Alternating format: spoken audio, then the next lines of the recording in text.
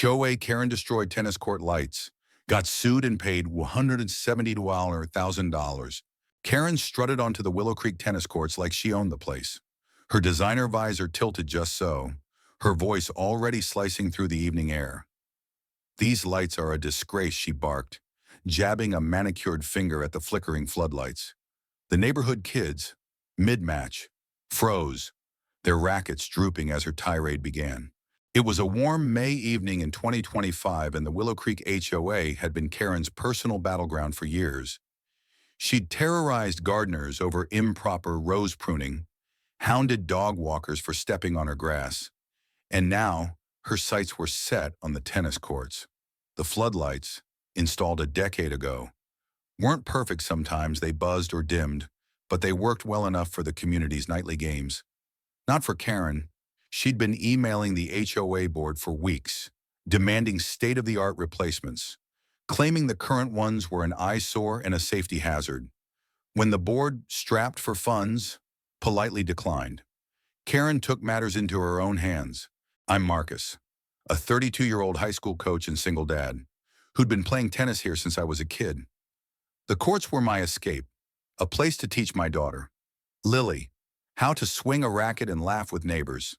That night, I was rallying with Lily and a few teens from my school team when Karen stormed in. Her complaints weren't new, but the sledgehammer in her hand was, 'If the board won't fix this, I will,' she declared, her eyes wild with self-righteous fury.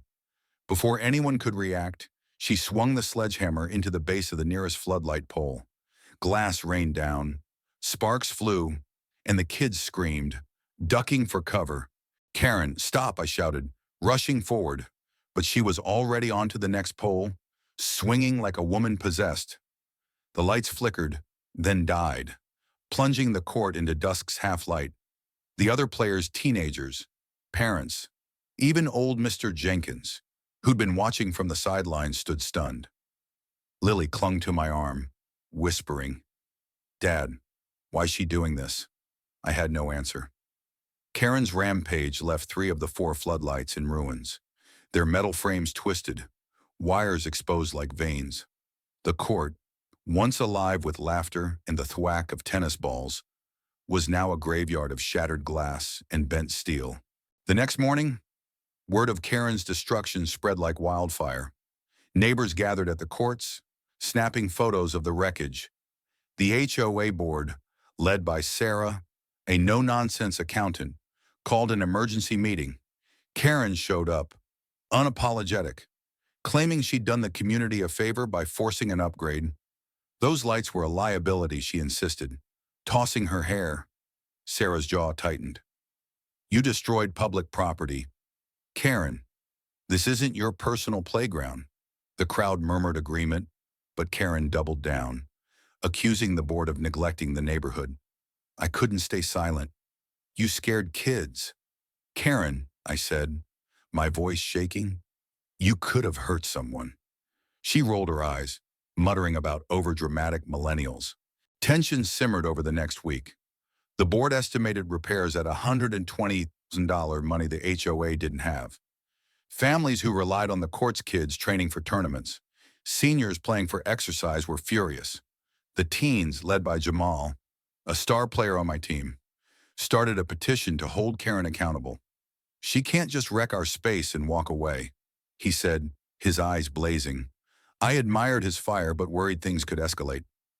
Karen, meanwhile, was posting on the Neighborhood X group, framing herself as a concerned citizen fighting for better amenities. Her post got likes from a few cronies, but most comments roasted her. "Pay for the lights. Karen, you broke it.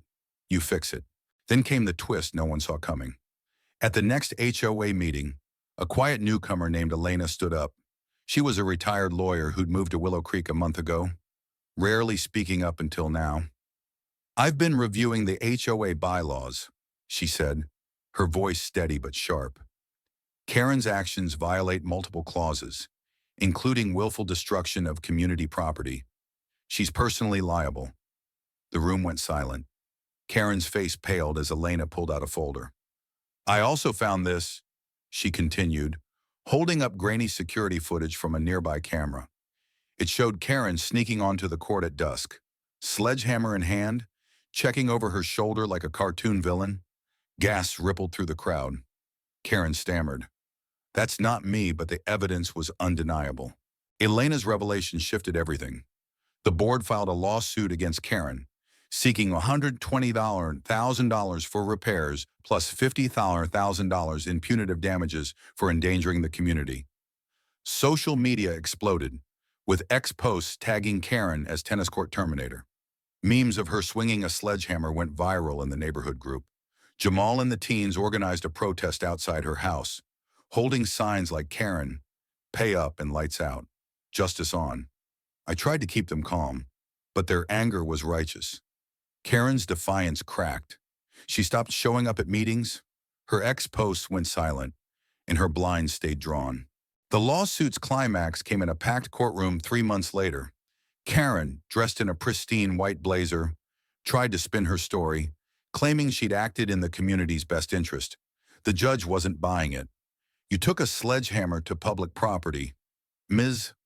Thompson," he said, his voice like gravel. "You endangered children and disrupted a community space."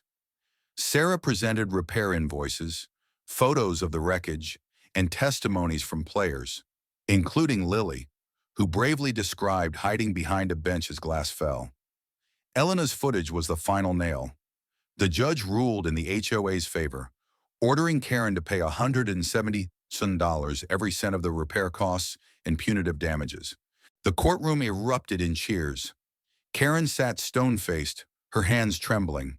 Outside, neighbors high-fived, and Jamal hugged Elena, calling her the MVP.